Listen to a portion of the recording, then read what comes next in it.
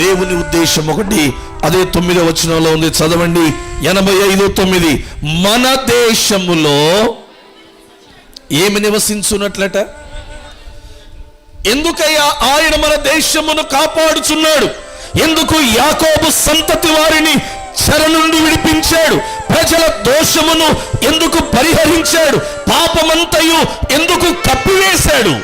What is the reason behind of all these things? వీటన్నిటి వెనక దేవుని ఉద్దేశం ఏంటి అంటే, మన దేశములో ఏమి నివసించాలట? చెప్పాలి గట్టిగా, ఏమి నివసించాలి? మన దేశములో ఏమి నివసించాలట? మన రాష్ట్రములో ఏమి నివసించాలట? మన జిల్లాలో ఏమి నివసించాలట? మన మండలములో, మన గ్రామములో, మన ప్రాంతములో, మన గృహములో, నీ ఇంటిలో ఏముండాలి అంటే దేవుని మహిమ నివసించాలి. నమ్మిన వారందరూ స్తోత్రం చెప్పండి.